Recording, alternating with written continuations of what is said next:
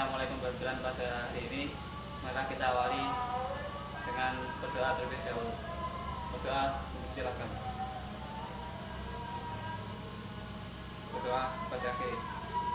Sebelumnya, adakah hari ini yang tidak hadir ataupun berhalangan hadir? Tidak ada, alhamdulillah. Tapi di sini Bapak akan tanya pada kalian tentang materi yang kita pelajari pada minggu kemarin. Adakah yang masih ingat?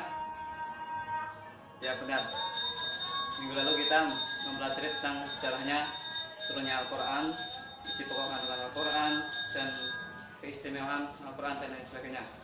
Dan untuk kali ini kita akan membahas mengenai tentang mukjizat dan kejadian luar biasa lainnya seperti karomah, irhas, maunah, dan lain sebagainya.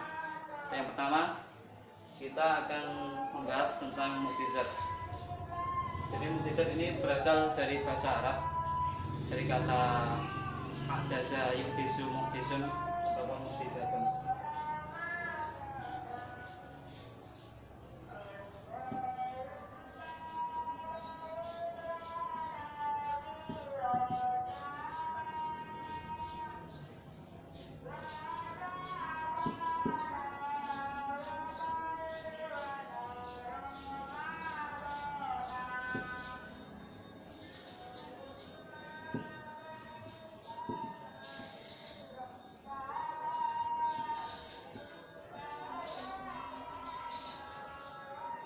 Itu yang berarti melemahkan ataupun mengalahkan.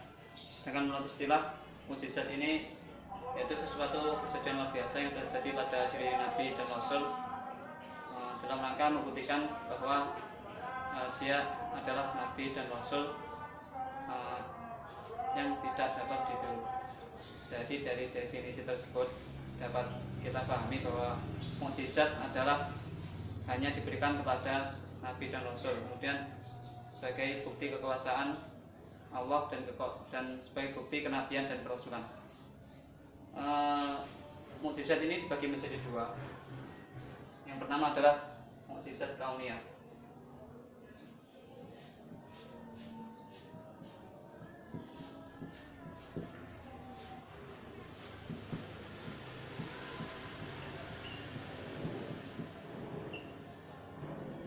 Mukjizat kauniyah berarti mukjizat yang tampak. Mukjizat ini dapat dirasakan atau ditangkap panca indera, dan juga dalam istilah lain disebut dengan mukjizat terbatas. Artinya di luar batas kemampuan seorang manusia.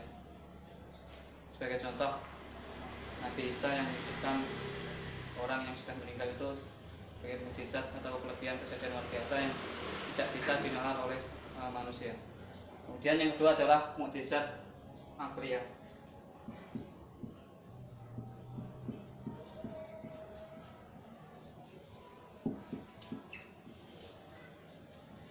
Mukjizat akliyah artinya adalah mukjizat yang hanya difahami oleh akal pikiran.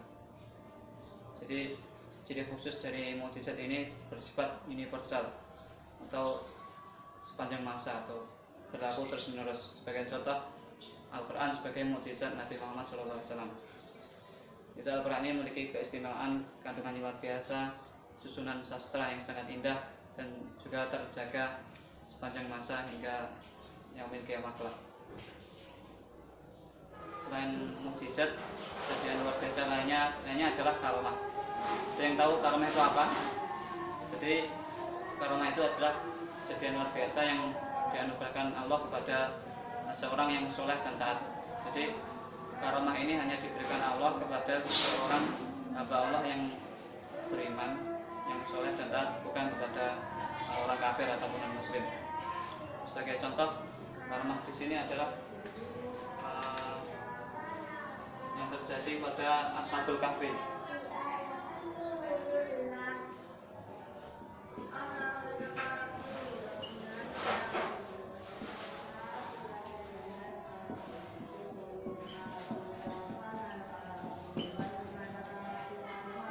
Kisah ini tertuang dalam Al-Quran dalam surat Al-Kahfi ayat 25 yang berbunyi Bismillahirrahmanirrahim wa la tisub bi kafim sami'atin sina itu ashabul kahfi atau orang-orang yang di dalam gua ini tertidur selama hampir 309 tahun. Kemudian ada kisah Zulkarnain.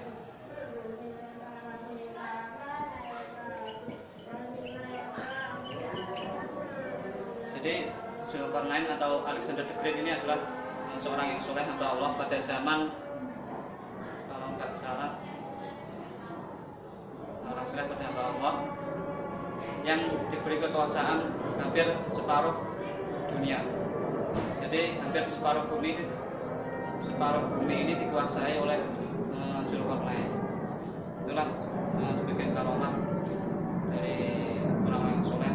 Ada juga karomah dari beberapa wali. Kalau di Indonesia itu seperti Sunan Bonang, itu karomahnya mengubah daun menjadi emas, dan masih banyak lagi sunan-sunan lainnya. Nah, kemudian selain karomah, mukjizat dan karomah ada lagi yaitu irhas.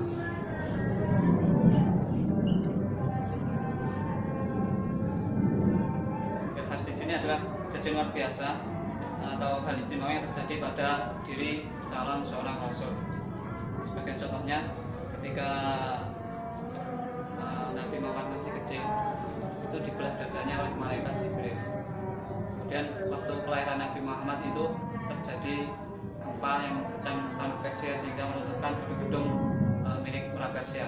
Bahkan api sesembahan orang Majusi atau orang Persia yang hidup yang nyala kurang lebih selama 1000 tahun itu padam. Itulah contoh kertas atau kejadian luar biasa yang dialami oleh calon nabi atau rasul. Kemudian yang terakhir adalah maunah.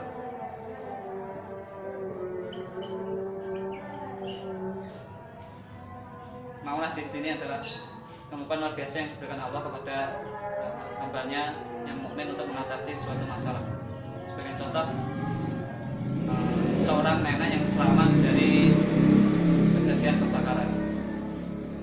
Jadi nenek itu dapat keluar dan menembus tembok yang tebal di rumahnya yang sedang kebakaran.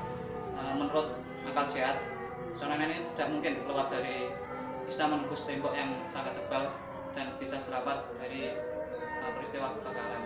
Jadi itulah contoh maunah, yaitu pertolongan dari Allah kepada seorang hambanya. Dan dari materi tersebut, adakah dari kalian yang mungkin belum paham? Silakan bisa ditanyakan. Saya Pak tanya. Ya, kamu. Apa sih yang membedakan antara mukjizat dan karomah? Oh ya, baik. Jadi mukjizat itu adalah kejadian luar biasa yang terjadi pada seorang nabi dan rasul Allah SWT. Sedangkan karomah adalah kejadian luar biasa yang terjadi pada hamba-hamba Allah yang soleh. Jadi perbedaannya adalah jika mukjizat tadi hanya berlaku kepada nabi dan rasul, sedangkan karomah itu terjadi atau dianugerahkan kepada hamba-hambanya saja selain nabi dan rasul. Jadi mungkin begitu. Kemudian dari materi tersebut yang telah Bapak sampaikan tadi, ada sebuah hikmah yang dapat kita petik dari karomah, mukjizat, irhas, dan maunah. Yang pertama adalah menambah atau mempertebal keimanan.